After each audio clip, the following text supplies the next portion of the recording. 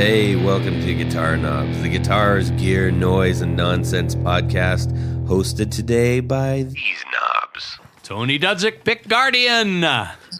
Rob Chafe, Mad Cow Amplification. Hey, everybody, it's me, Todd Novak. Welcome to the Guitar Knobs podcast. We're thrilled to death you're listening to our show. Boy, oh boy, oh boy, oh boy, do we got a good one for you. We talked about this on a past couple shows. We did the NAMM recap, and one of our highlights was speaking with one of our guests, one of the two guests we have on, about something really, really special that they are making.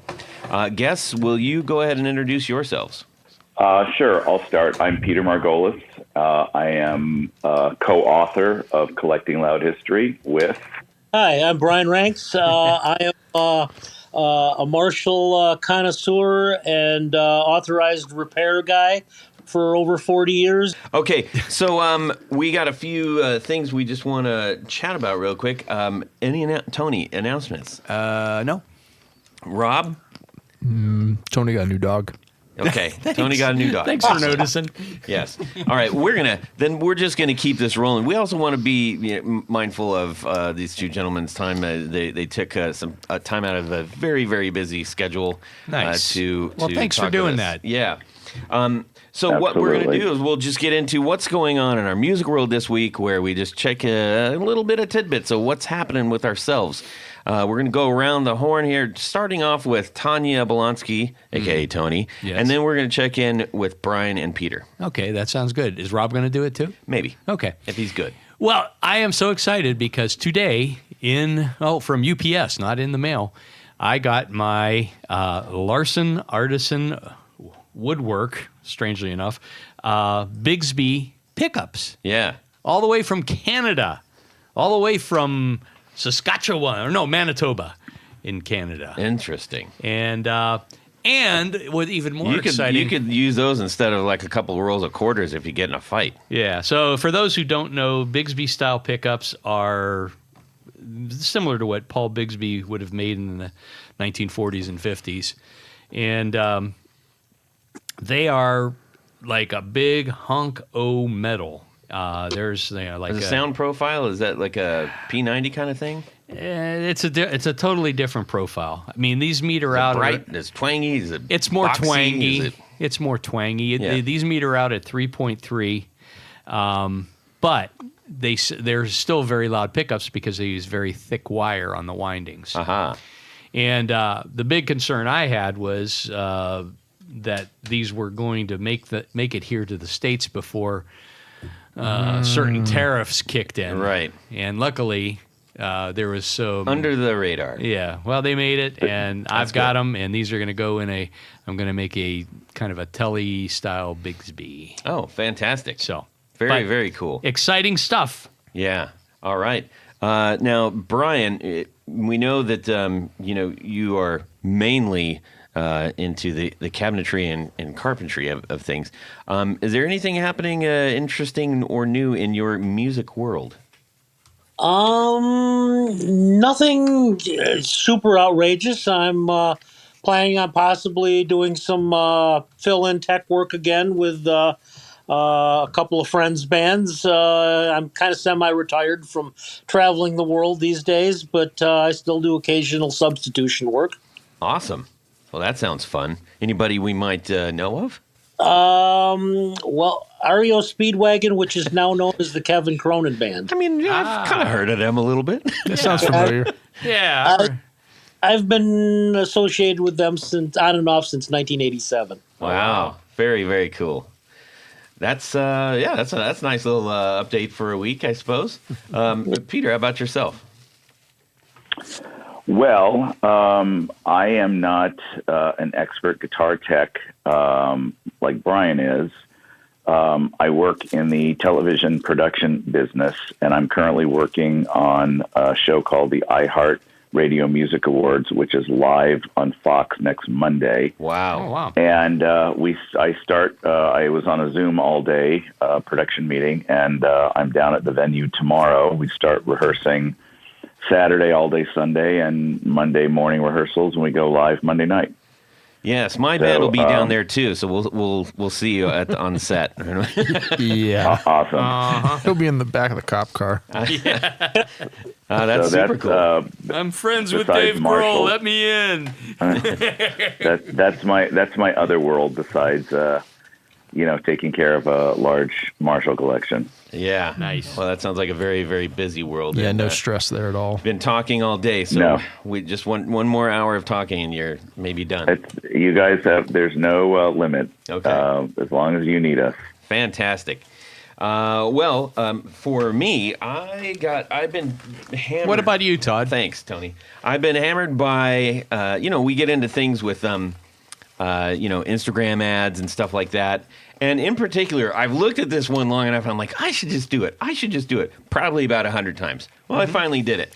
What'd you do? I got the series of books by Jeffrey Kund. I have seen this. Or Kunde, I don't know how to say his last name, but it's the Progressions Classics. And it's the dude sitting there with the Gretsch that sounds amazing, and he's like, hey, cowboy chords are boring. Try this. And I just thought, what the heck? Why not? Well, that would be great to share with the listeners, like what to expect from it. Pretty cheap, all things considered. And it's 3 books of every possible chord you could play, I guess. I got to dig into it a little bit. It's 3 little books, the classics V1, V2, and V3.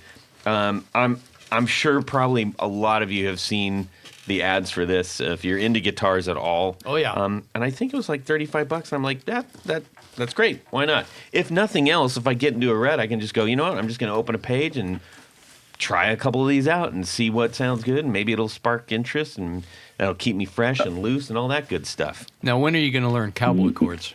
That's next on my list. Yeah. Years ago, there were a series of books called Chord Chemistry books by Ted Green. And man, you want to talk about every chord that you could possibly imagine.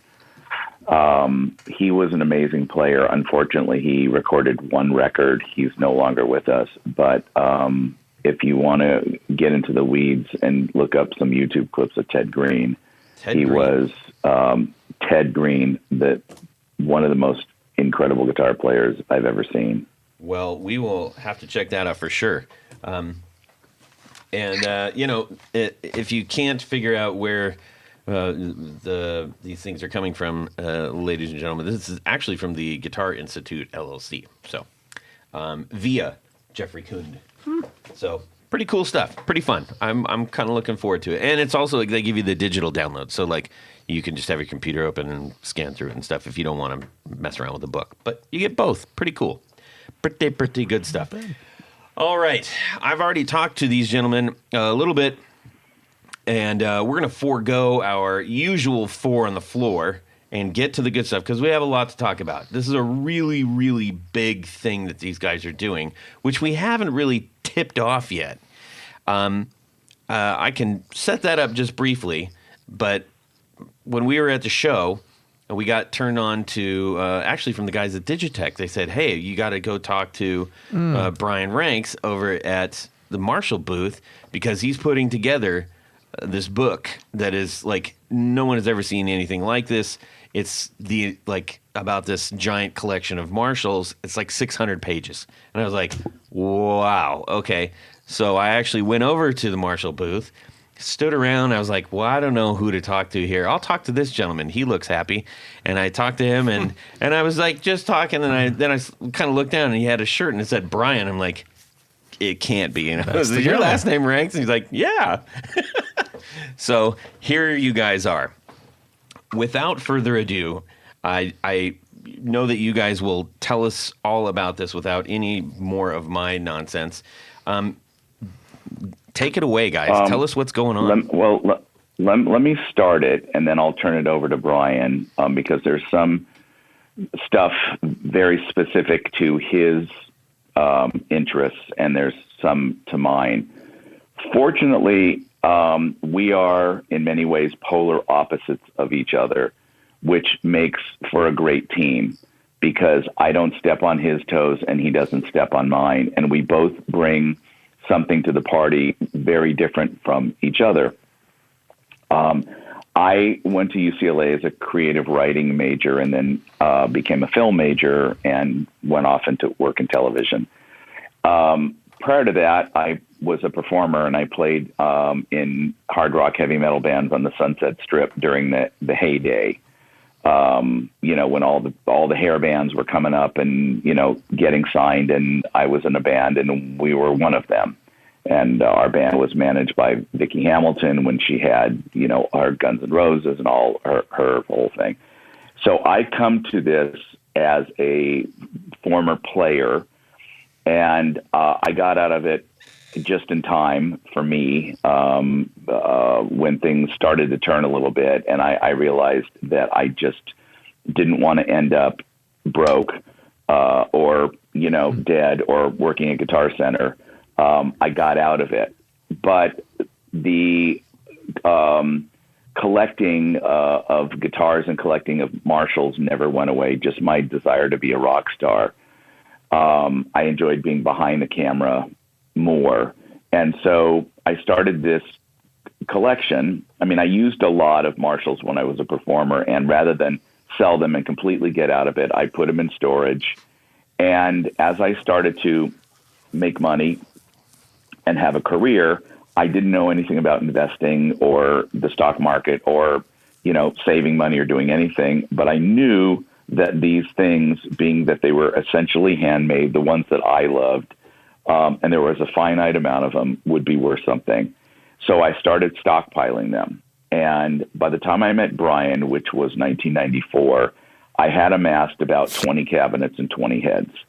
And they were in a guest house in my house in Studio City, and the Northridge earthquake came along, and my guest house imploded, and all the Marshalls fell on top of each other, on top of all the vintage guitars and everything else. And I had a disaster and didn't know what to do about it. So the only person I knew that dealt with anything was the guy who would fix my stuff internally, and that was Bob Bradshaw, who was also a big pedal board builder.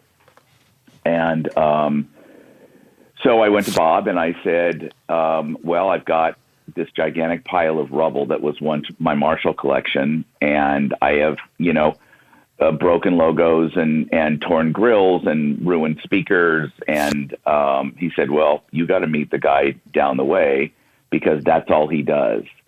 And he gave me Brian's number. And I remember, I was driving, I'd been coming from a job like in the South Bay, and I had about an hour. And I called Brian and spoke to him the entire way home and, sort of tried to tell him what I had. But at the time, I didn't really know. I mean, I knew they said Marshall, and I knew, they were kind of old, but I didn't know really what they were. And of course, Brian knew everything about these things down to, how many threads are in every screw in the boxes. And I realized that, I found my muse, and that was the beginning of our friendship. And Brian took the first piece that I had, which I spray painted white to make matters worse for the band. So not only did he have to, fix the grill and fix the logo and fix everything else, he had to take all the white paint off.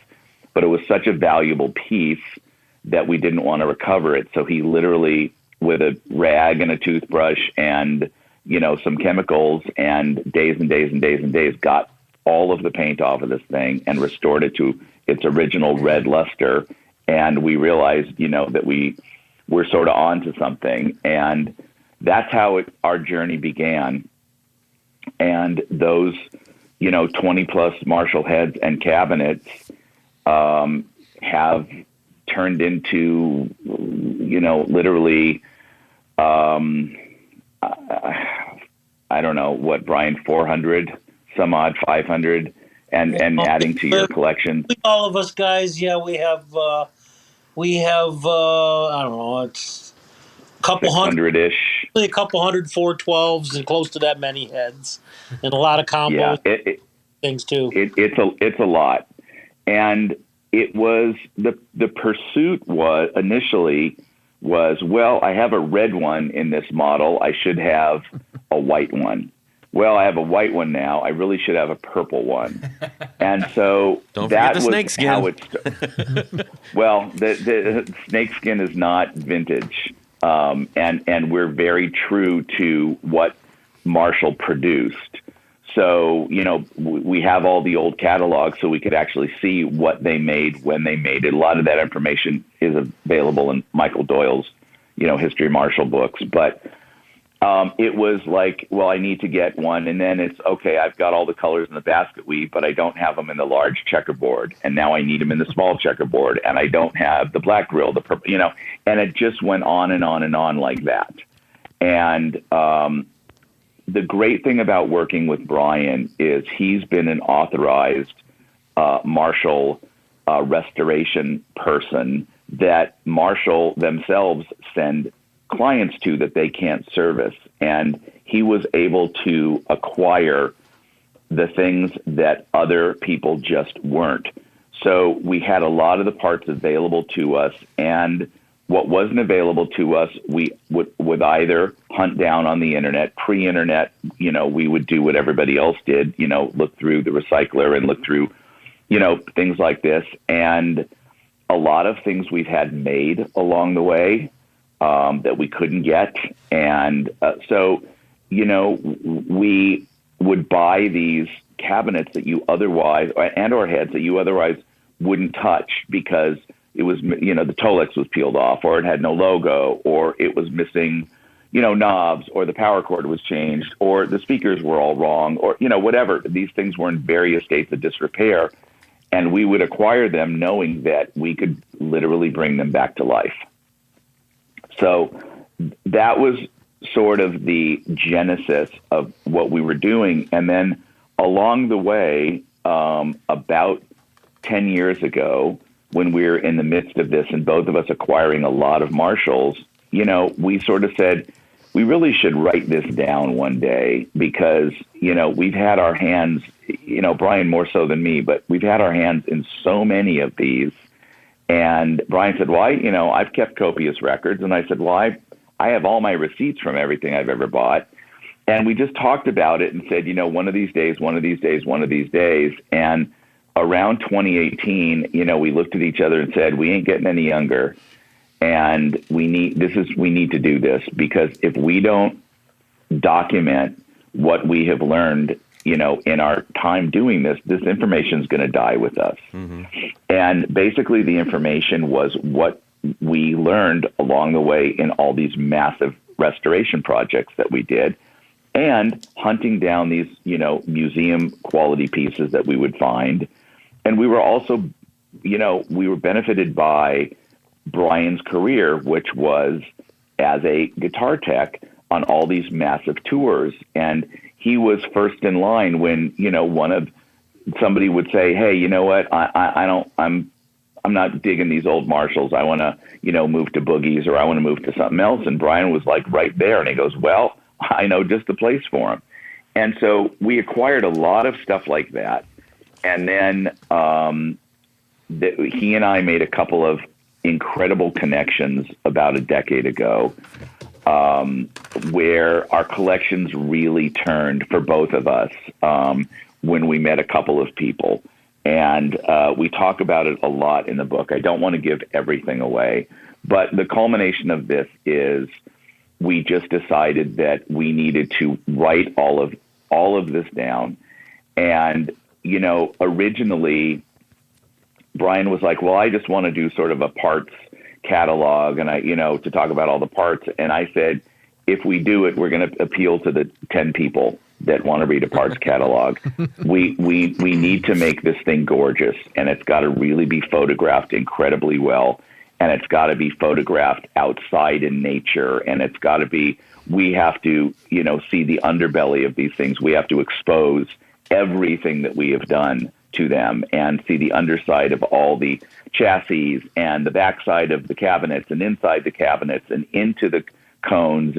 And we had jigs made up so that we could shoot this properly. And so we spent 17 days with an army of people shooting my collection, some of Brian's collection, and a couple of pieces that we borrowed that neither of us had in our collection. And then we hired this amazing graphic artist, book designer, who really deserves all the props to that. He was the guy that made this thing come alive, because we just provided him photographs and text and, everything. And he was the one that put it all on the page and made this book look like it looks. And it really, and Brian and I have said this, it's really an art piece. It's not a book. There's nothing like it. There's nobody that looks at this thing is going to say, oh yeah, this looks like, whatever, the Vox book. No, it doesn't. It doesn't look like anything that's ever been done before, because it is a 7-pound piece of art. So there you have it. There's the short answer to your question. All right, well, everything's done, I guess. All right, well, thanks for coming on. Yeah. Really cool. No, I think, and honestly, I think Brian should pick it up from here, because there's a whole section in the back of the book that was really his baby. And it's one of the things that separates this book from everything else. So I'm going to let him talk about this. Well, first off, I believe after the introduction, I owe my friend Kevin Drury at Digitech a big shout out and a thank you for telling Todd to come look me up, for crying out loud. Exactly. Kevin's good people, man. Yeah, he was great. I owe him huge for that.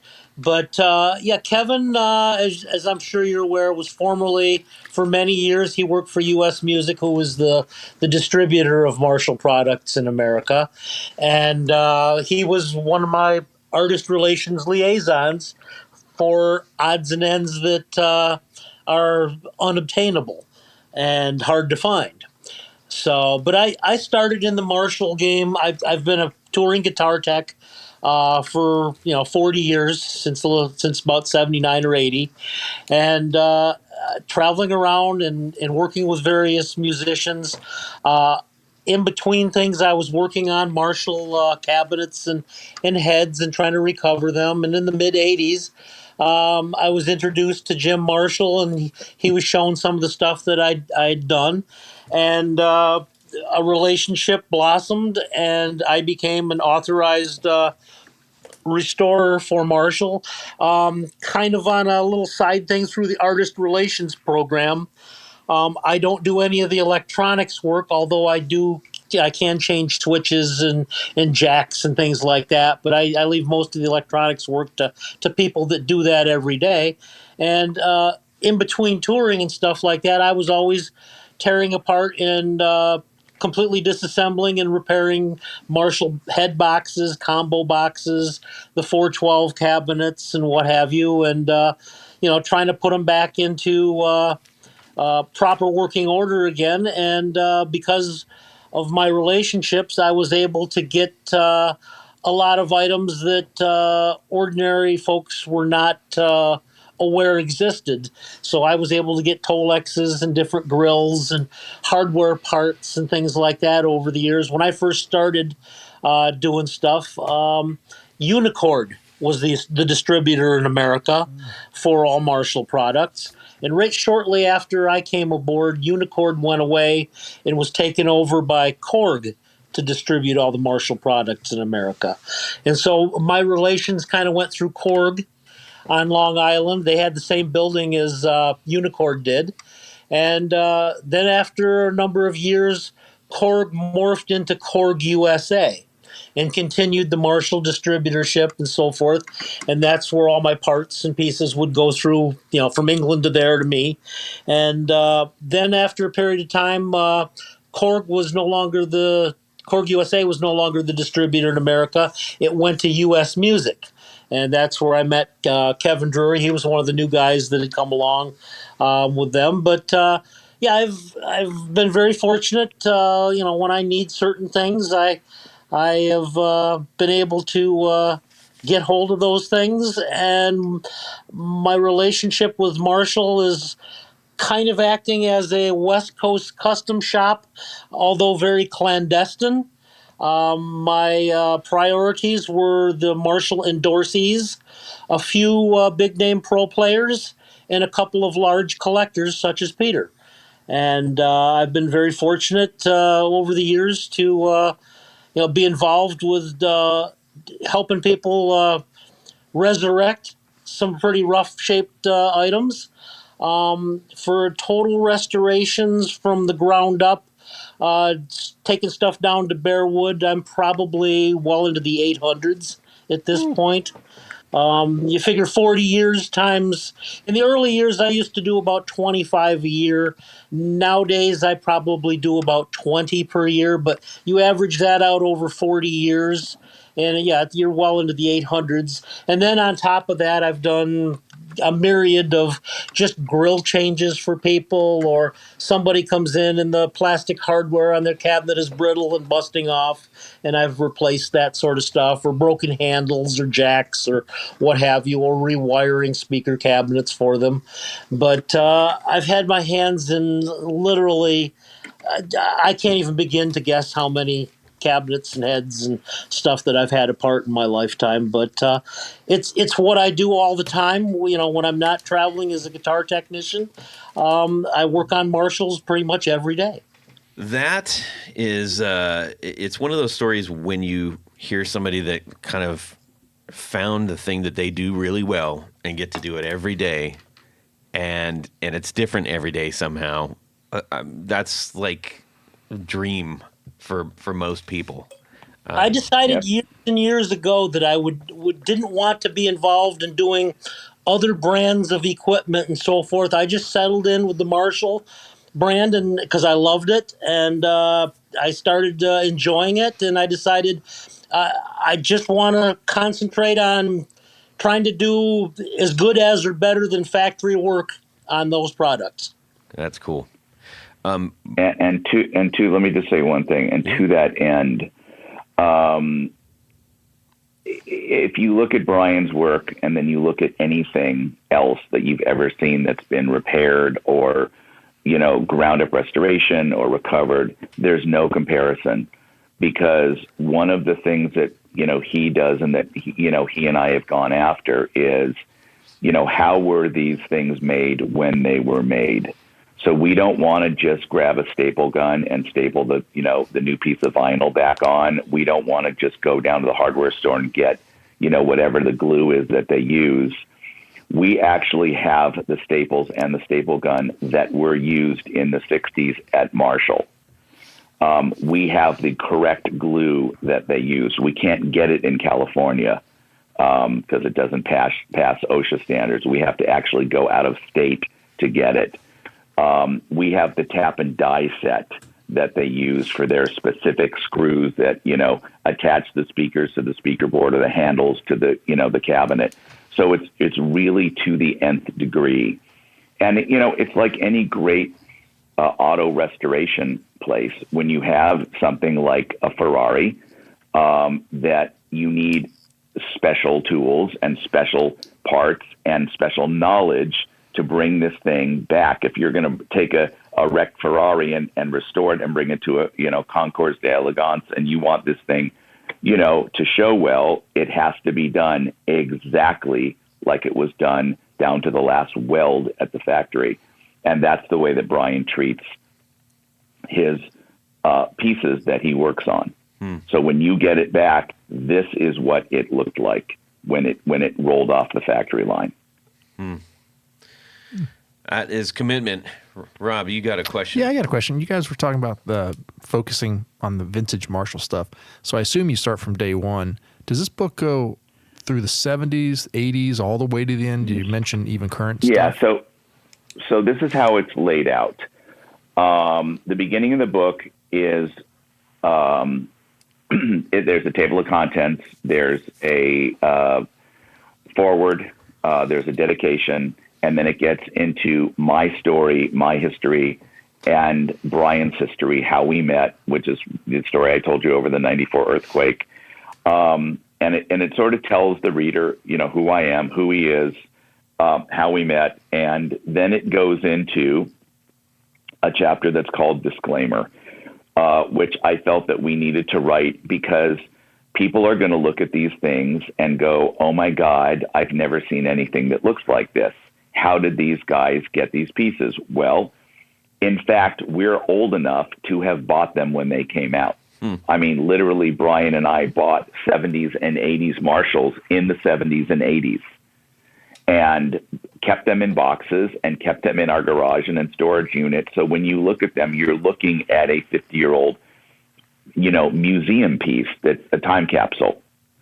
And there's the other pieces that came to us in various states of disrepair that we put back together that look like museum pieces. So in this chapter, we talk about exactly what we've done. So nobody can say, oh, look at that thing's been recovered, or that's got a grill, or they changed the logo out, or look, because we're wide open about it. There's no pulling the wool over anybody's eyes.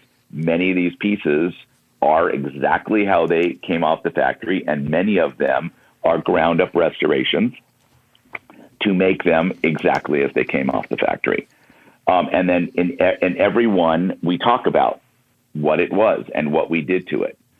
So the first chapter of the book is 1964, which was their second year of production. And 1963 is an offset logo head and cabinet. There's very, very, very few of originals that were ever made, and they're impossible to find, and the prices are insane.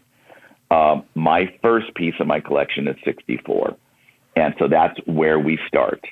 And we talk a little in each chapter about what was going on in the world in 1964 to try to give people an idea of, what was 1964? Well, it was, the Beatles on set, Ed Sullivan. It was the United States recovering from, the death of JFK. It was, here's what the world was, what was happening musically in the world, and then what was happening at Marshall. And that's how we start every chapter. And then once we get through that information, we show the pieces that we have from those years. And if it's a head, we show the front, the back, the top, the bottom, the sides, the back off, the chassis out, the top of the chassis, the bottom. And then we show specific things of interest of that piece. And then we talk about where did it come from? How did we get it? How long have we had it? Then we go to 65 and 6 and so on and so forth. And we do that for every year up through 1980. Wow. Brian and I both have pieces after 1980, but not a significant amount like we do from 64 to 80. I have a couple of JCM 800s.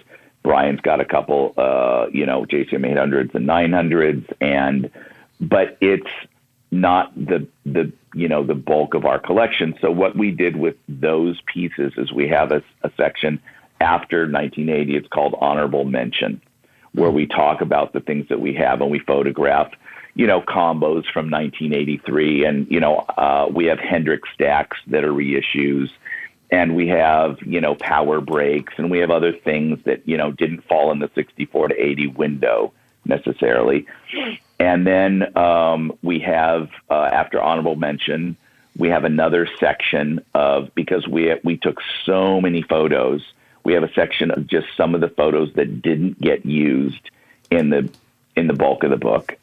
And then there's a massive parts section after 1980, which talks about every single thing that went into the making of these amps and cabinets, other than, things like capacitors and transformers and diodes. But it's all the screws and bolts and rivets and washers, and when did things change? When did the logo change, and why? When did they start using plastic parts, and why? And things like that. That's really Brian's baby. And so you've never seen a part section in any book like this.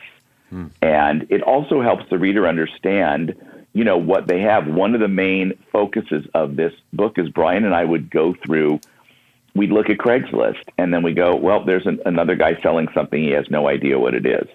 Well, do we take advantage of him and go, hey, we'll give you $200 for this $2,000 cabinet you're selling because you don't know what you're doing?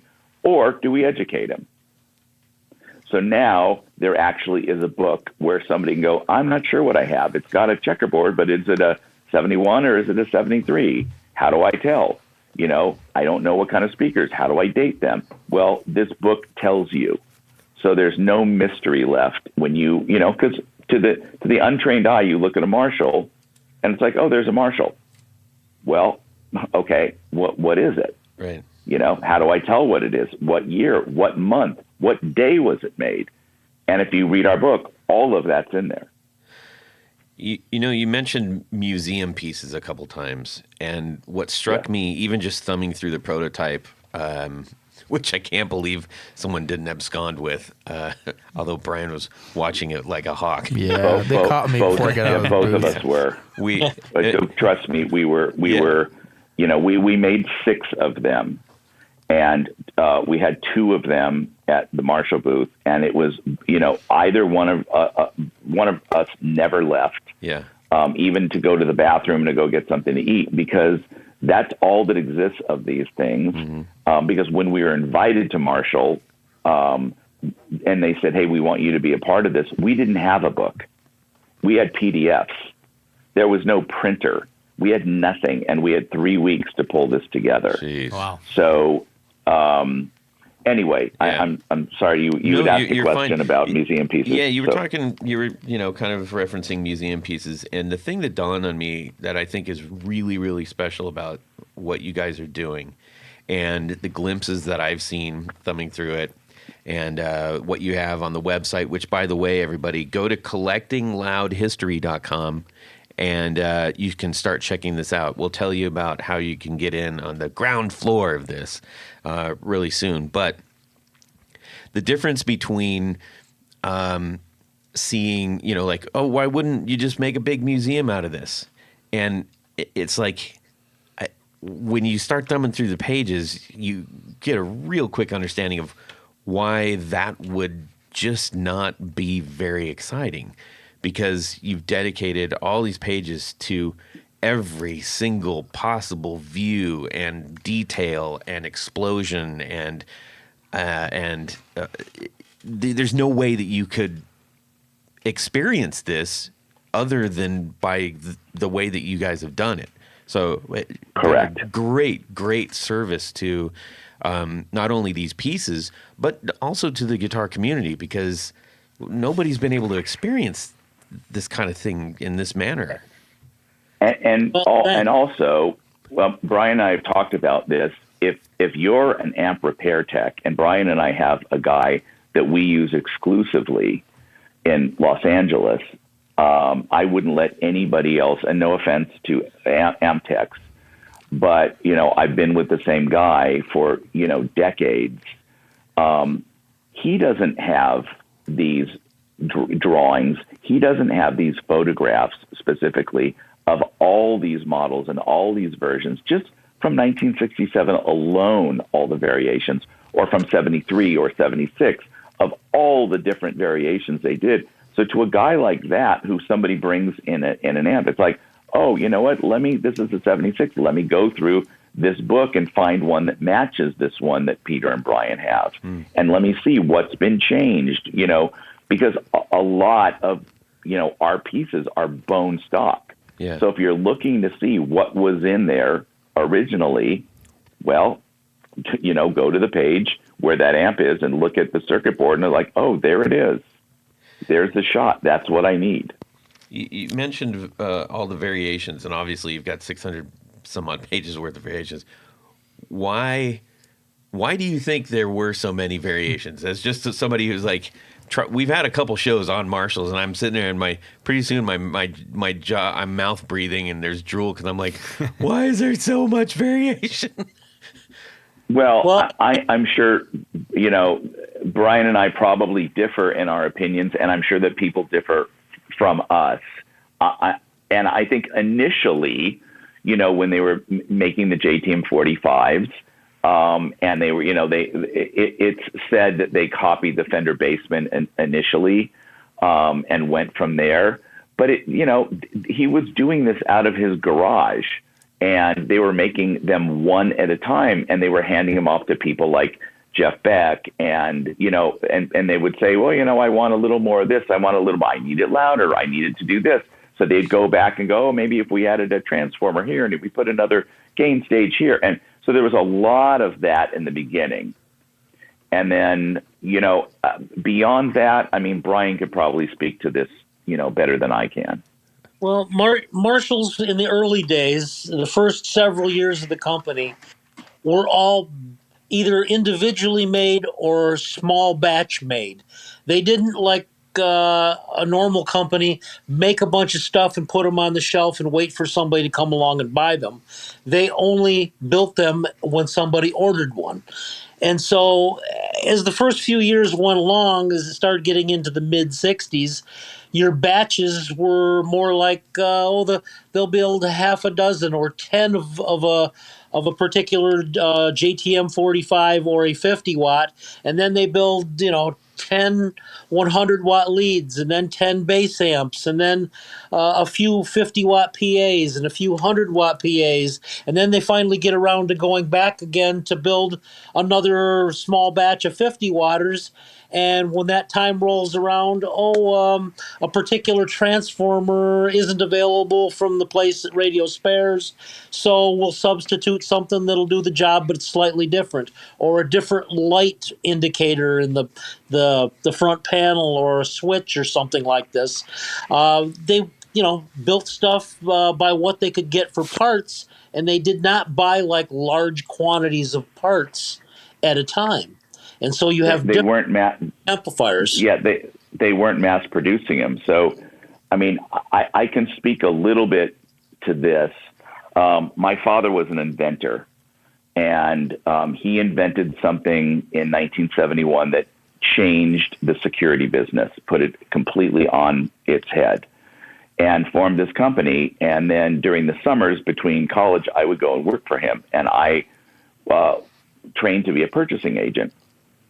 And so I was buying electronic parts for these things that he was making, and I would call the manufacturer that we would get the capacitors or the diodes or, the resistors from, and they would say, oh, we're out of this brand, but we're going to substitute it with this one.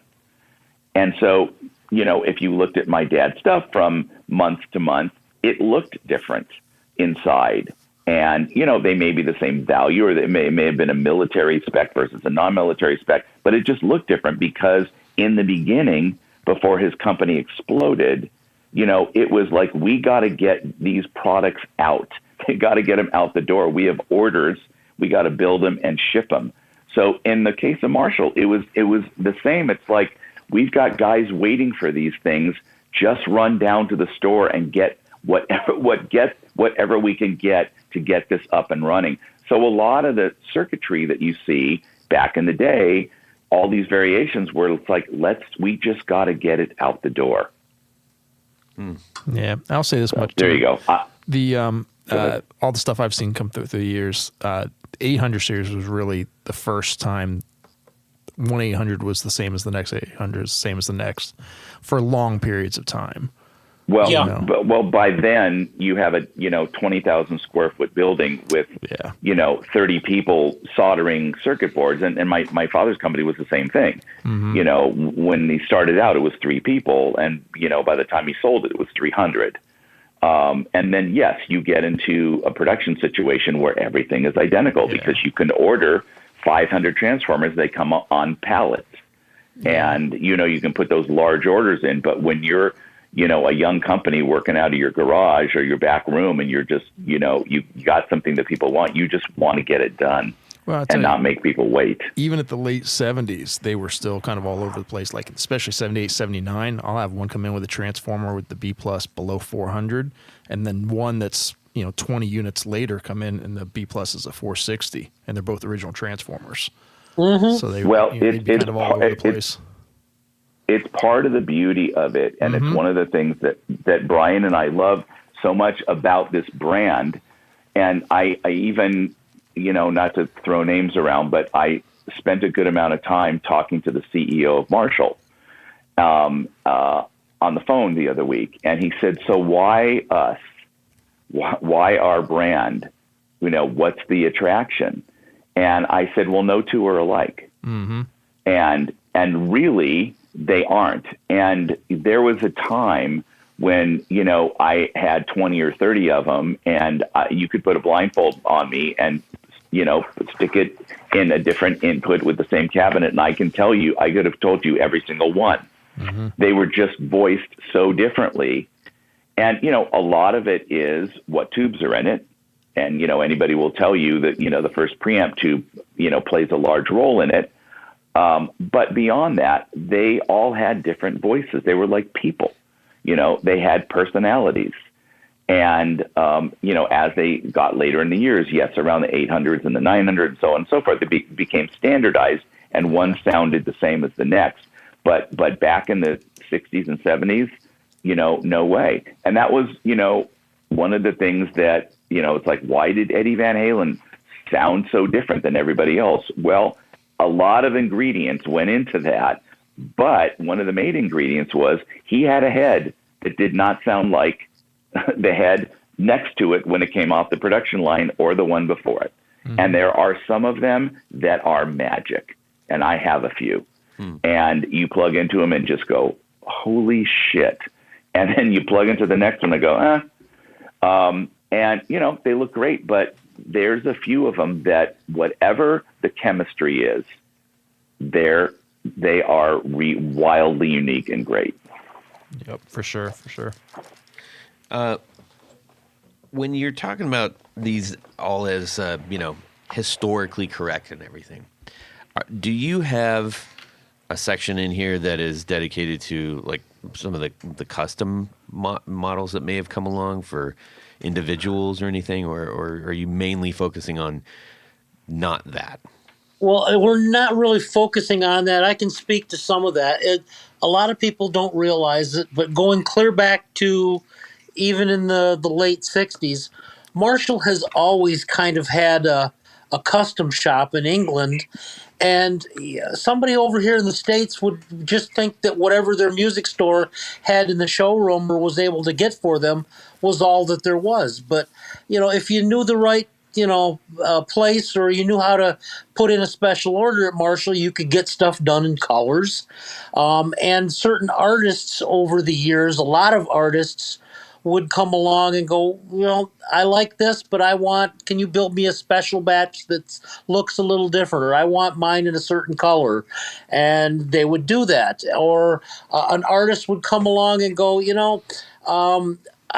the new cabinets that are being made, let's say it was 1971, the new cabinets that are being made have the large check grill in them, but I bought 3 or 4 cabinets a couple years ago that have the basket weave grill. Will you make me a couple of custom color or a custom cabinet with the older grill to match what I already have purchased? And if you knew who to talk to, or you were in the right circles, they made that kind of stuff happen. And today you find in the vintage market, every once in a while you'll find an anomaly that just doesn't fit in, that's an oddball for that particular year cosmetically in some way. And generally speaking, it usually comes down to it was made for a particular person to match something, or somebody wanted to try something out for a different look for a particular tour or band. And, 30 years later, after the 5th or 6th owner, nobody knows how it got to be that way. There's a cabinet that I acquired a couple years ago. And I said, Brian, you got to see this one. This one is unbelievably clean. And so the next time he came down, he looked at it and he said, I'm stumped, because in the thousands of cabinets I've seen, I've never seen this. And it's one that had appointments from 69 and 70 and 71. And it was untouched. And, we realized that it's just, somebody must have said, I want it with this grill, this logo, these speakers, and it had to have been one that was ordered that way, because there's no way that production points to a cabinet that spanned over 3 years. But you can look at every single screw and every solder joint and everything, and it was absolutely untouched. Maybe they were cleaning out the parts bin at the end of the year. Yeah, obviously we don't know. We weren't there, and you look at it and you go, okay, I know enough about this to know that this serial number tag should not have been on this, but these staples are original, and the vinyl's original, and it's like, and it wasn't a back cover that was taken off of anything because we've tried that and holes don't line up, and so it defied logic. But are you guys aware at all of the Rose Morris situation with Jim Marshall? I was just going to ask if you guys did any of that stuff. Like, well, here's one of the things. Rose Morris had the distributorship locked up for Jim for a number of years and a whole bunch of markets. During that time, there was also some markets around Europe, especially that Rose Morris didn't sell anything in those markets, and there were music stores and/or individuals in those markets that wanted Jim's products, and he legally could not sell them because of his deal with Rose Morris. Excuse me. So, hence the kitchen Marshalls, the Narbs, the brands, all those kind of things. But what tended to happen a lot of times is they would be doing a production run of normal products down the line, and maybe they've got a few odds and ends left over from the last year in January or February. Well, they use up those particular hardware items or something like that, serial number tags that are a little different, and use up the leftover pieces, and they go to, like, let's say some music store chain in Belgium that only ordered 20 pieces a year. It helps Marshall use up some pieces that they've got. It got around the Rose Morris thing, and those things were slightly different than what was normally coming off the production line. Do you have any of that any NARBs or anything like that in the book, or outlined in the book, or in a section of the book? Or?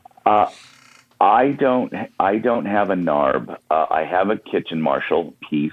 I have what Brian and I think is probably the strangest of all of them. And it's called the Big M. And it's not the one that was, made in the 70s with the big M in the corner.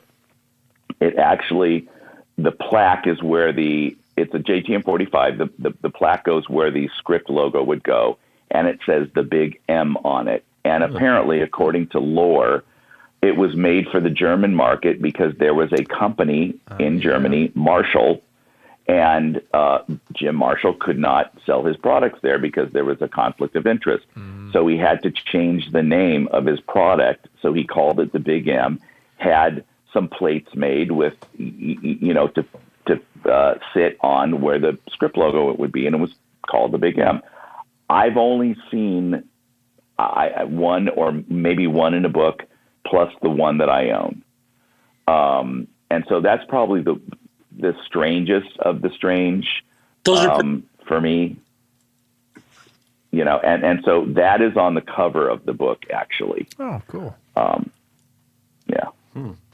Well, speaking of unique ones, I think I'm dying to know what would each of you, and maybe hopefully it's a different answer. I kind of like the idea of it being a different answer.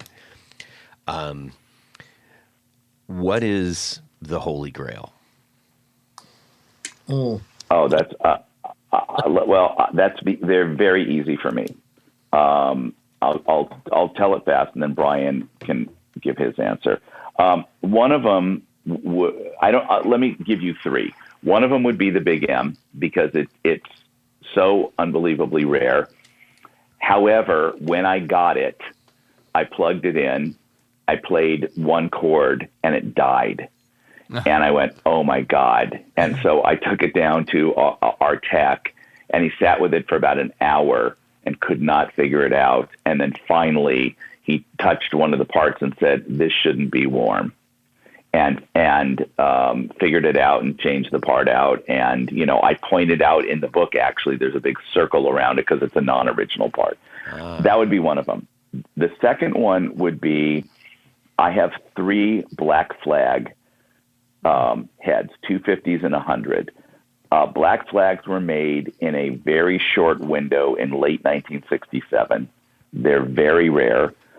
And I have one of the 100s, the 100 Black Flag I have was acquired from a well-known celebrity player who used it on a very successful album.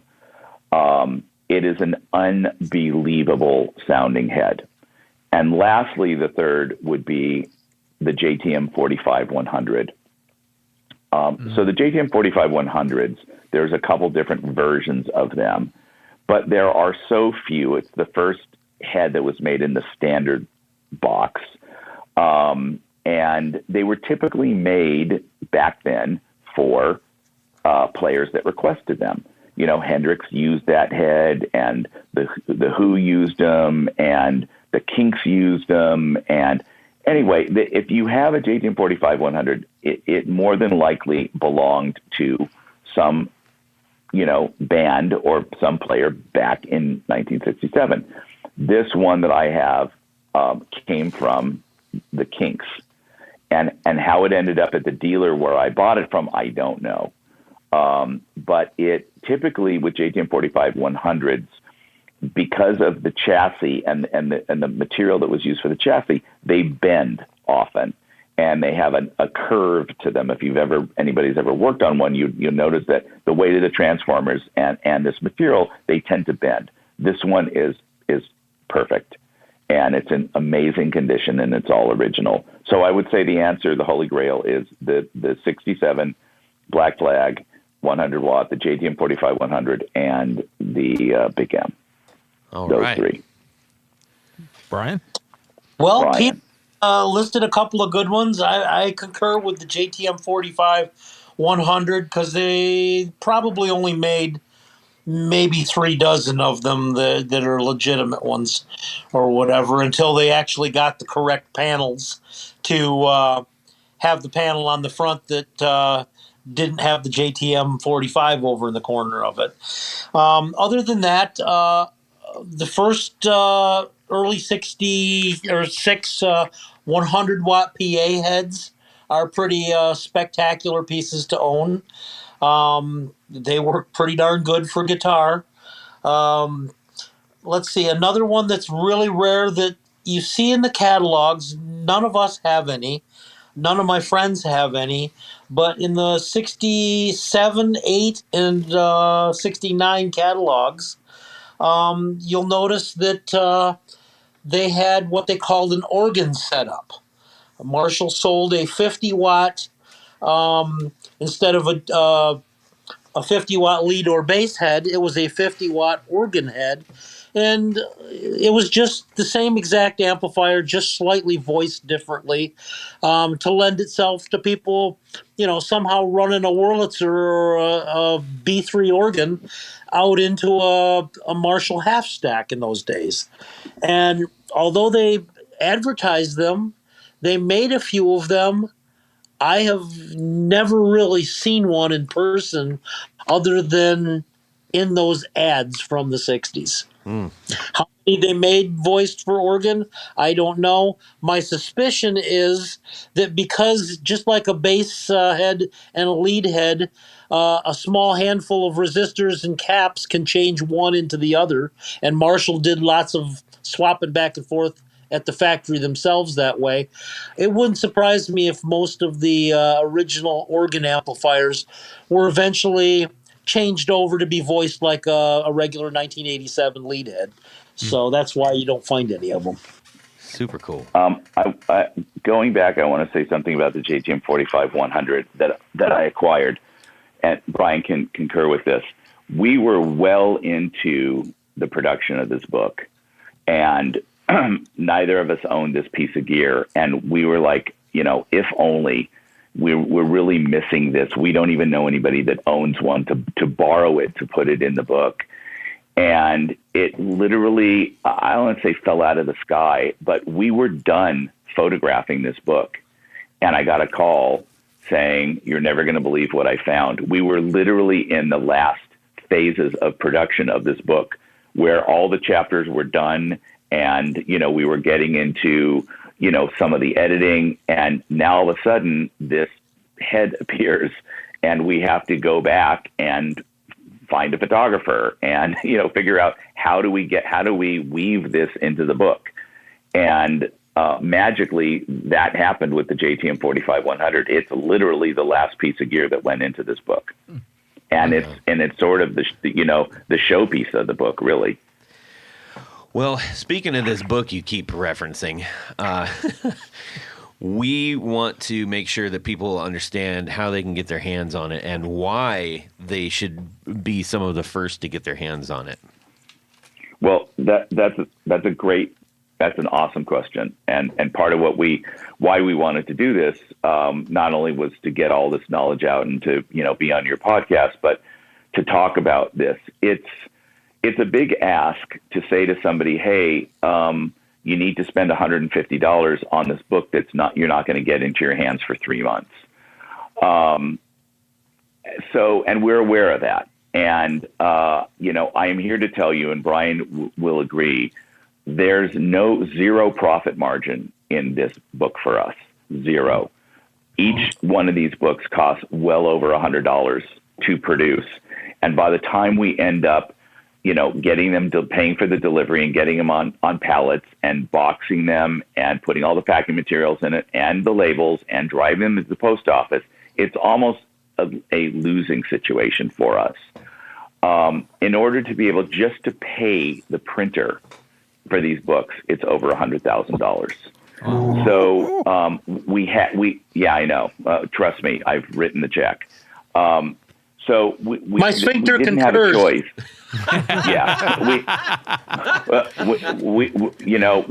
We literally. I mean, I said to Brian when I wrote the first third, I said I've never written a check this size. The first third of a check. Yeah, I mean, we're writing $40,000 check. Yeah, so we're paying in pieces, and I just said to Brian, my hand was shaking. So, but it just to print a book this size, it's literally 596 pages. It's 7 pounds. It's got a hardcover. It's not only is the printing because of the type of paper that we used and the bond and the texture and the gloss and all that. But the binding of trying to keep a book this size together, once it's done being printed, it then goes off on pallets to a bindery, and they actually put the book together. Then it goes back to the printer while they've made the cover, which, the picture on the cover is embossed, and, they then have to glue the cover into the book. I mean, it's a crazy process. It takes a long time. And I mean, even today I was on with the printer because I was there for the last couple days, rereading last minute stuff, making last minute changes. And I called Brian, I go, you're not going to believe this. We've read this thing 7 times. Would you believe that I wrote this? And I read it to him. And he goes, how did we not get it? So, and the printer was literally going back to the PDF and making fixes today, and the machines are running tomorrow. So back to your point, just to be able to afford to do something like this, we've had to ask people, hey, I know this is a lot of money, and I know you're not going to see, we don't even get them until May 15th, and then you're going to get them a week or two later. But, trust us. There's nothing else like this. And to prove a point, there are several books like this, one of which I was very involved with, which is a book about Randy Rhoads. And that book had one print run. There were 2,500 that were printed. They were sold for $100. You can't find them on the internet for under $800-900. There's another book about a famous car, and I was, big into these cars for a while. They're called Sunbeam Tigers. Oh, yeah. And there was a book written about them. It's called the Book of Norman. They were printed once. I have a copy of this, and I thought, well, one day I should probably part with this. I looked on eBay. The last one sold for $3,600. Wow. So these big collectible coffee table books, if they're printed correctly and attention is paid to them and they're not just thrown together, but they're really cared for. These are art pieces. They're collector's items. They're going to be well worth over what we're asking people to pay for them, which is literally break even for us. Wow. So anyway, that's, what I want to say about the book. You go to collectingloudhistory.com. You put your order in. You can also order T-shirts that our web designer drew that are really cool. And the minute we get the books, we're signing the first 200, and we're setting up shop in my house. And Brian and I and our web designer and our book designer, literally like the grassroots organization that we are, we're going to pack every one of these by hand, take them down to the post office, send everyone out. And, we want this information to get into the hands of people. We have spent our entire adult lives doing this. And, we want to share our knowledge with people. We want people that enjoy Marshalls as much as we do to have this. And So, I there just ordered my copy. So when you thank see Anthony Dudzik come through. Todd, You know what? have you ordered yours yet? What? It just came up on my phone. Oh, So thank you. Thank you very much. Yeah, every time we get an order, it pops up. I'm a big guitar and amp book collector because that's really what I can afford. Yeah. And I mean, this one, when Todd came back from the show just beaming, saying, "Oh my God, you have to see this, and it's going to be leather bound, and this is going to be, and so Leatherish. ish. I was corrected yesterday. No cows were harmed in the production of this book. Honestly, I can tell you, and Brian, will second this. It way exceeded our expectations, and when we, and our book designer Denny Anderson, who designed the Randy Rhoads book, he was a graphic artist at Universal for years. He did tons of DVD covers and tons of things. And I said to Brian, and he will back me up on this, when we talked about doing this book, I said, if Denny doesn't get involved and doesn't design this book, I don't want to do it because I know what it's going to look like. And I said, Brian, trust me. And Brian owns the Randy Rhoads book. And I said, trust me, if you think that thing looks good, just let him, give him all the pictures, give him the text, and stand back and watch what you get. And he is a savant, and he's a genius. And it looks like it does, and it's put together like it is put together. Really, he's the third cog in our wheel, honestly, and the props really go to him. Obviously Brian and I have the knowledge. Obviously we took the pictures. Obviously we wrote the text. But you can have all that if you don't have a great designer and graphic artist. You're missing a big piece of it. Yeah. Yep. When we were trying to talk about you coming on the show, and I mentioned this briefly, but it was a funny thing that happened. We're trying to talk about this book, and there was this French dude that came up, and we were in the middle of a conversation. He just broke in. How much is the book? And Brian, I remember you were so patient with this guy. He did not understand. No, he I want could not somebody buy book. it. Yeah, I don't care how much it is. How He much was is trying it? to buy a prototype away from the NAMM show at the Marshall booth. Yeah. Right from under our nose, blatantly offering us stupid money for it, and he did not understand why he was refused. Yeah, it was pretty. But that'll let you know. I mean, this is really special. It's that good. And, here's one of the reasons. Let me just say this, Brian. I'll let you talk real quick. The prototypes have a soft cover. In the interest of getting it done in however many days we had to get it done, we couldn't get it. We couldn't have the hardcovers made. You just can't get. I think we put this whole thing together in under a week. You just can't get them that fast. There's too many processes that go into turning chipboard into a book cover. Yeah. So we had to, understand that it's soft cover. We don't want these soft cover books anywhere out in the universe because we are never, ever printing this book on soft cover. So that's one of the main reasons why we didn't sell the book to him for whatever the price would have been. We wouldn't have had a book to let all the other, thousands of people that wanted to look at the book had we have sold it to him. But moreover, we don't want a softcover out in the world because that's not what we want. And we hadn't even finished editing the book. We had to sort of let go at some point and go, okay, we're going to make 6 of them. And, so if every I isn't dotted and T isn't crossed, we'll get it before we, run the 1,500 books. Mm-hmm.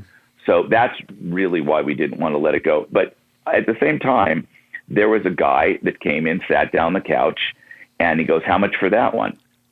And I said, they're not for sale. He goes, oh, yeah, they are. And I go, no, it's really not for sale. He goes, yeah, they are. People and their arrogance. And I just said, I said, I didn't bring them down here to sell them. And his wife looks at me and goes, oh, just sell it to him.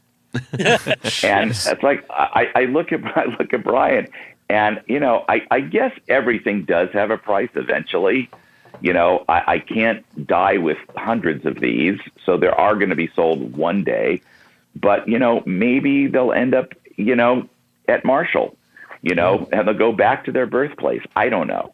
It was just funny. And I'm sorry, Brian, I interrupted you. Oh, that's all right. I was going to tell the guys about, elaborate a little more on the parts section in the back that I put together. Great. I took copious notes for decades. Whenever people would have stuff here to be worked on or restored, I would write down all the different appointments that were on it and serial numbers if they existed and what things were attached or not attached with. And I had pages and pages and pages and pages of all these notes and for different eras and years and so forth of cabinets. And over time, I was able to start putting them into order of when they were made production-wise and how things kind of fit together as they change things along the way. And one of the goals of me wanting to be involved in making a Marshall book was there was never anything produced or published in the world that spoke to identification of speaker cabinets. As Rob knows, there's lots of information out there on how to date your amplifier. That's pretty common knowledge and it's well published. But how do you tell if your speaker cabinet is a 1968, a 1969, or a 1971? There was never any information published on this. And so this is part of the reason I wanted to do all the parts identification and show the different changes along the way. And in the early years, the back of the Marshall cabinets, it doesn't have any information on them as to what they're loaded with at all. It just has a serial number and a stock number tag, if they still exist. If you're lucky. You truly don't know by looking at the cabinet physically on the outside. You can't tell if it has 25-watt Celestions or 30-watt Celestions. You can't tell without looking into the details, if those speakers have lead cones or base cones on them. And then you flash forward, the cabinets are 50 years old. How many owners have they had and how many times have things been changed? And so it's nice to put together a comprehensive thing in a book and show different dates and what cosmetic changes were happening so that, for example, if you went down to your local music store and the guy's got 2 or 3 cabinets and he says, well, this one's a 73 cabinet. Is it really a 73 cabinet? Is that the story the previous owner gave him? Is there any truth to that? Or is the cabinet actually 3 years newer? You don't know. And so that's why we do books in picture form as well as parts details. This book will end up being a Bible under the counter, hopefully, for all the vintage amp stores around the country. Somebody comes in and says, I've got such and such. You just go, hang on, wait a second. Let me open up the book to that particular year. And now does your particular piece of gear match any of the pictures of these particular items? It'll become... So there was I'm sorry, Brian. I want to tell this story, which talks exactly to what he's saying. So there was a couple of times where I was in a music store, and there was a tag, and it said 1973, and I literally got Brian on FaceTime, and I said, he goes, open up the back, let me see, let me turn it around, let me see. Nope, And I go, how the hell do you know? And it's like, well, they didn't use this kind of staple on this bracing, and this thing should have. It's like, oh my God. But there have been many times where I have gone into stores because I'll see something, and I'm fairly knowledgeable now. You know, if I wasn't at this point, you know, there'd be something wrong with me just having, you know, lived with Brian for 40 years. But before, you know, I wrote the book or helped write the book or whatever, you know, whatever. I just didn't know. And so I would get into a store and it would say, this is a 71. And he'd go, nope, it's not. And so that's part of the beauty about this book. Like he was saying, there's no hiding anything anymore. It's definitive. This is exactly what, with the cabinet, this is what you have. I just wanted to also tell one other quick story about NAMM, since you were bringing up the guy that insisted on the book. Something very cool happened for Brian and I at the literally the tail end of NAMM. And this guy walked into the booth, who Brian and I knew from years ago. And I literally said to him, oh shit. And it was Michael Doyle. And it was the guy that wrote The History of Marshall. And I literally thought, well, he doesn't know about the book. I haven't talked to him in years. And here we go. And Brian looks at me and goes, you're shaking. And it's like, well, here's the guy that basically wrote The History of Marshall, who's about to pick up our book. And, you know, I don't know what he's going to do, you know. And he looked at the book and he looked at us and he looked at the book and he looked at us. And he just said, how the hell did you guys pull this off? And he goes, this thing is unbelievable. Wow. I wish my book looked like this. And That's then, awesome. you know, I mean, I didn't know what was going to happen. I didn't know if he was going to say, how dare you? Or, you know, this is bullshit. But he was blown away. And Brian, is that fair? Yeah, I would say he was overwhelmed at the very least. He was really Right. shocked at the quality and was basically patting both of us on the back and saying, you know, I know you've collected forever and you had this stuff, but this is stupendous. That's fantastic. Nice. And that really mattered, you know, to us, because if there's anybody that knows these amplifiers and cabinets, it's number one, this guy that worked there for years and was commissioned to write these books and did all the research and lived his life with these things. And for him to say, this is the Holy Grail, meant everything to us. That's awesome. So anyway, I just wanted to share that story. Yeah. Well, we're gonna do a little thing here, but then right after we do that little thing, I just need to make. Actually, we'll just do that right now. Are you we sure, need to get Todd? people. Yes, you pipe down.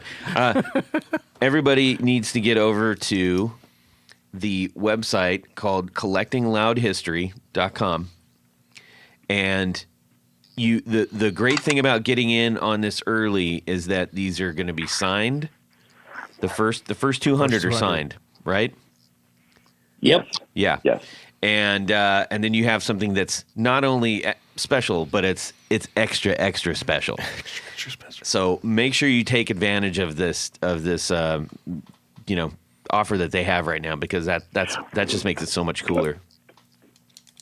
And let me say one thing about the website. So first of all, the website's designed by a girl named Kaylee Credit, and that is her real name. And she's a genius. And there is a flip book in this on the website. I think it's on one of the early pages, where you literally click on the arrows and you can flip through several pages of the book. Yeah. And then later there's a gallery with all these pictures of Marshalls, where you click on the picture and it takes you to the picture, to the page of the actual book. Yeah. So you could really see what you're buying. You could see what this thing looks like, and it's incredible detail. Yeah. So, you know, it's really worth spending some time on this website. She did a beautiful job designing it. There you go. Anyway, that's what I was going to say about the website. All right. We got a little tiny thing here before we let you guys go. This is called Would you rather? We got to correct that. Come on. No, everybody loves it. Doesn't do So this is a justice. little thing we do towards the end of the show. Would you rather? And Rob's got a special one for us this week. Nobody knows what it is. Okay. All right, we'll try to keep this short and sweet. So to get this tied around the Marshall theme, sort of, you just joined a new band, an AC/DC cover band, and you're getting ready to play your first show in a week.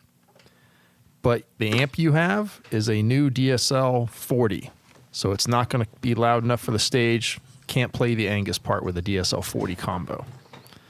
Do you buy a vintage mid-70s 100-watt super lead from Reverb somewhere on a store? The guy who's selling it says it's in great condition, works perfectly, but you don't actually know what it is. It may show up with some weird noises. It may not work. It may not sound all that great, as we were just talking about. Not all of them are the same. Or do you buy a brand new boutique build from a reputable builder that is a 1-to-1 clone copy? Ooh, good question. All right. Well, Go ahead, Peter. I can answer that. I can answer that both ways. Because I don't know that there's a right or wrong way. So, first of all, backing up for a second, there's essentially 3 amplifiers. There's a Marshall, there's a Fender, and a Vox. Everything else that's made is either one of those or some variation of those. If, you're a matchless, you're a Vox AC30. And if you're, a Bad Cat, you're something else. And, but they're all versions of those. Now, that said, the Friedman amps get really, really close to Marshall amps. I mean, really close, because here's a guy that worked on them, and some of his stuff is amazing. So when you say boutique amps, it would be a specific one for me, and it would have to be, the Friedman Plex that he made based on his 68, Plexi head. That one is just about as good as sounding as any Marshall that I have. So I would say if it's going to be a boutique amp, it would have to be one of his. Now, I, however, would go to Reverb and I would look very closely at this mid-70s head. And I would also say, well, do I want anything mid-73 and earlier, or do I want anything mid-73 and later? Because that's the turning point for 70s heads. There's a big difference between early 73 and late 73 and onwards, because that's when they ended the hand soldering of the boards. And I also, knowing the amp tech that I do, who's here, I should probably give him props. His name is Roy Blankenship. He's another wizard. Roy? Roy used to work in town here. Roy's a dear friend of Brian and I. Yeah, he worked at Able Audio for years. Yeah. And Roy is the only one who's had his hands on my stuff and Brian's stuff, literally for decades. And Roy has all the parts. And Roy's got all the mustard caps and all the right stuff.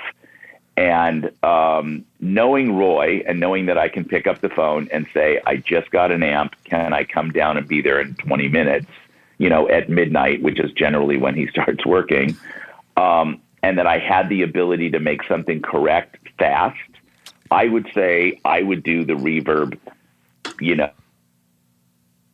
get the Marshall, and if it's not right, I would have Roy make it right. Yes. So that would be my first choice. If I had to go the other way, I would go with a Friedman head. That's cheating, Peter. Just to let you know, that's cheating. I know. That was part of it. That we I know. You're going to get it. Oh, let me change it up. You're going to get it as you go out on the stage. So. Oh, and that's when it arrives? That's when it arrives. It could arrive that late. Yeah. That changed. That changes your answer. I was going to have a that changes completely different answer to that question. Well, go for it. Well, I'm going to view it as a trick question because it's being framed to me as opposed to somebody else. And being I'm the caretaker of a couple of very large collections, given the circumstances that I need an AC/DC sounding head, I'm going to go to my friend Dave Amato, and I'm going to borrow his 1966 PA 100 watt that was formerly owned by Malcolm Young. Oh, well, there you go. Well, Again, you're cheating. and after, Mere mortals can't do this. hang on. And before Dave owned it, it came from my collection. That's correct. So, it went kicked around to a couple of big stars before it. And I bought it from Eric Johnson. So there you go. It's a great question. Yeah, It's a great question. I would say if you're gonna press me to an answer, and I have to pick one, I'm a diehard Marshall fan. I and as much as it can be dangerous buying one off a reverb and hoping for the best. With respect to the brand, I would have to hope for the best. There you go. Around our horn here, is anybody gonna not take the vintage Marshall? Vintage. Yeah. I would actually go with a clone of something. With that, I need it for the gig. Tech. No. If I need it for the gig and what if I don't have time to get inside it? I unfortunately do not have the access that both Brian and Peter have here. Yeah. So I would have to fair. I would either have to fix the Marshall myself real quick before I get it on the stage, or deal with the clone copy, boutique, whatever. So Yeah. What about you, Todd? I'm going to do the same thing because I've gotten a couple amps and then I'm like, ruh-roh, hey, Rob. Right. So I've had to do that already Can I get this by tomorrow night? Yeah. No. Yeah. It would be awesome to do that, but especially if you don't even have a chance to play it live, that would be that'd be sketchy Worrisome. for me. Yeah. All right, Tony. Yes. We got to thank a few people. That's right, Todd, because at this point of the show, there's a special group of people we like to thank. We love to thank. These are our executive producers. Now, an executive producer helps make this show possible. How do you become one? Easy as pie. Head over to patreon.com/the Guitar Knobs. Check out a couple different levels in which you can participate. Become a sponsor, a friend, a hero of the podcast. Each level comes with some very nice thank you gifts and opportunities to win great stuff. But in addition to all that, there's one thing more. What would that be? You get to have your name on the thing. You don't have a button for that one? He doesn't know which button it is. He doesn't know. No, I don't have that one on here yet. I'm working on Can you it. at least put that one on normal speed? No. Oh. Come on. Maybe. That's right. Disrespecting. You get to have your name read on the thing, and that's what I'm going to do right now. So I should have had Brian say that. You could have. Yeah. Well, Yeah, let's go. Now you think about it. Sorry, Yeah. Brian. So, special thanks to these executive producers: Anthony Lathrop, Brett Hogarth, Cameron Pampas, Darren Gregory, Don Kloss, Elad Mizrahi, James Bell, James White, John Esterly from Rare Buzzer Effects, John Sebastian, John Halverson, Justin Jones, Ken Sayers, Michael Sanchuk, Mike Davenport, Owen Eads, Plutone, Ralph Gottschalk from Wonderful Audio Technology. What? Richard Kendall, Rick Calhoun, Rusty Sneeden, Stefan Lamb, Tom Brazen, Trevor Ellenberg, Trevor Gunberg, Vader and Pedals, and Ty Barnes. Oh, hooray. That's right, Ty Barnes. Welcome aboard. Yes. But Todd, in addition to all those great people, there's another special group of executive producers. Do tell. Do you know what we call them? I do, but you're going to tell me anyways. That's right. They're called our Grand Poobahs.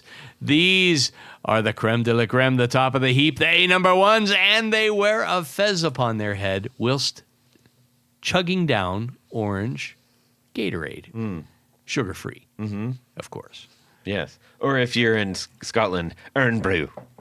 Earn Brew? I think. I'm listening to a lot of Ian Rankin author books right now anyways. So special thanks to these grand poobahs.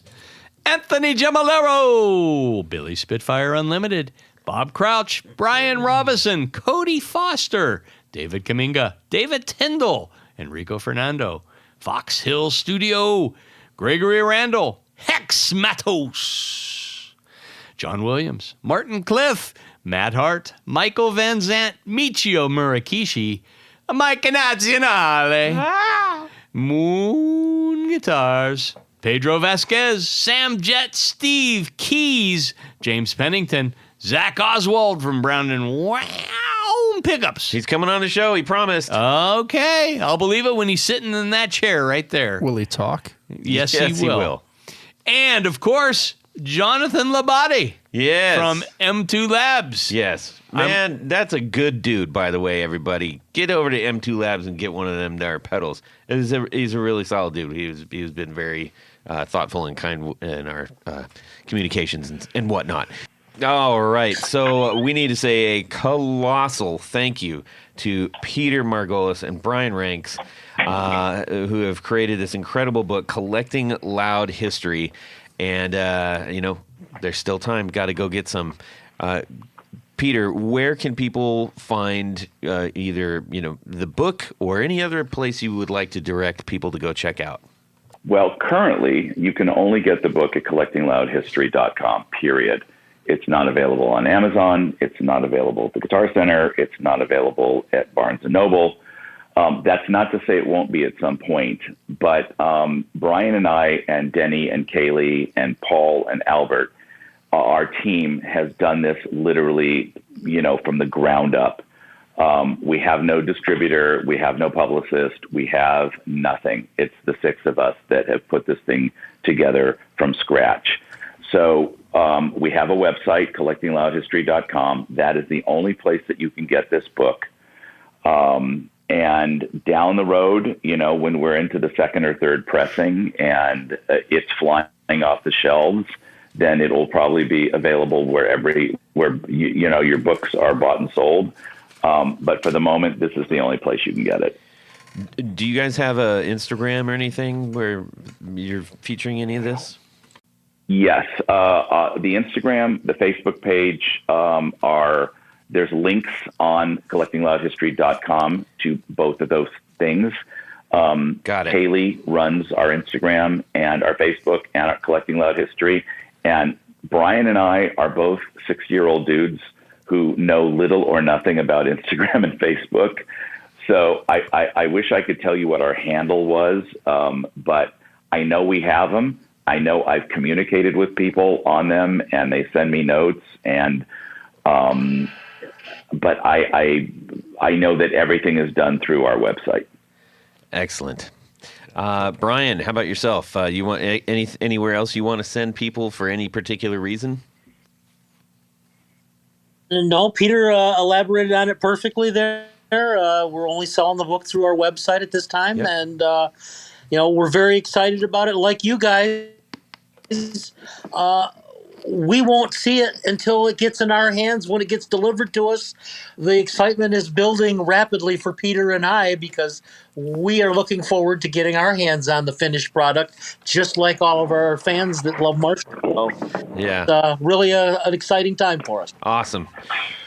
Well, thank you guys so very much. We really, Thank truly you guys for appreciate having it. It was great, and we wish you the greatest of successes with this. It's truly something special. I think, and by the way, I think, and I can speak for Brian, you guys did a great job. Oh, thank you. And you asked great questions, and this was really easy and comfortable for us, and you never put us on the spot, and you didn't step on us, and I spend my entire life in, production.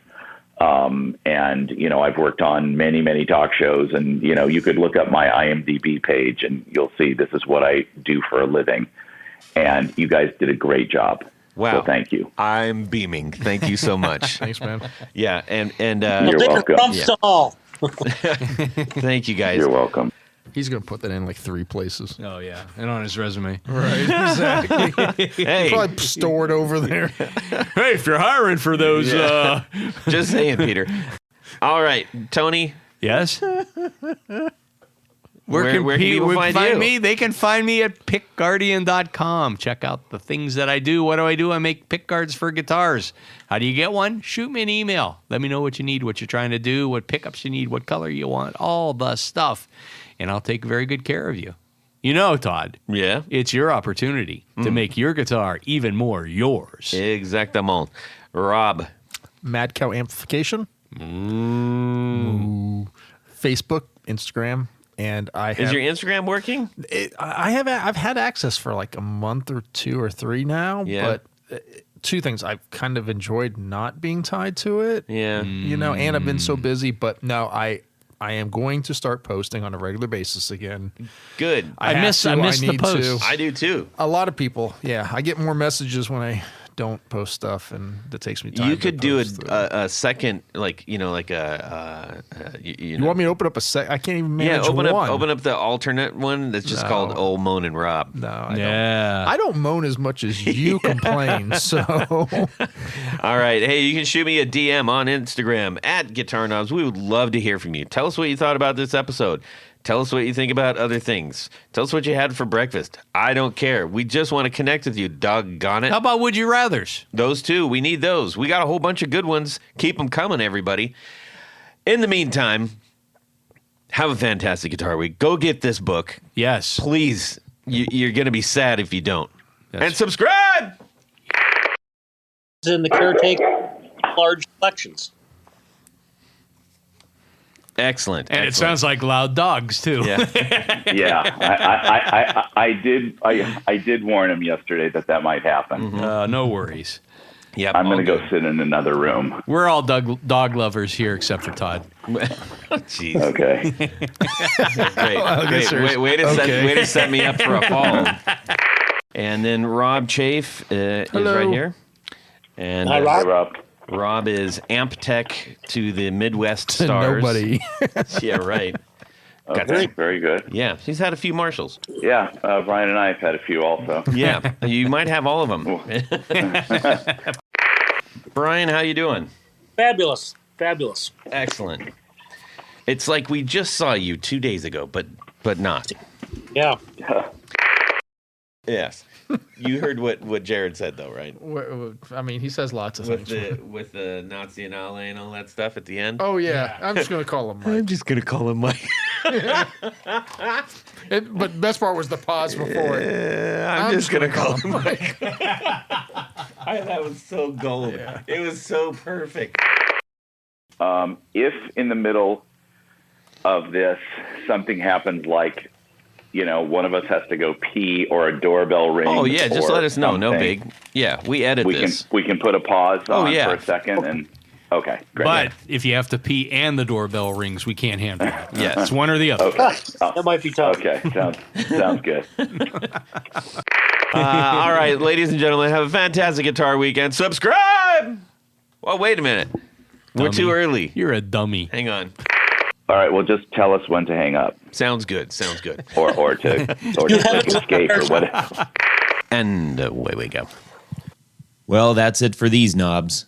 Please visit our Patreon page at patreon.com/The Guitar Knobs. Visit our website at theguitarknobs.com for all of our past episodes, 4 on the Floor blog, and other good stuff. You can connect with us on social too at our Facebook page and share your gear and stories on our Facebook group. Also, be sure to check out our Instagram at Guitar Knobs. Catch you next time.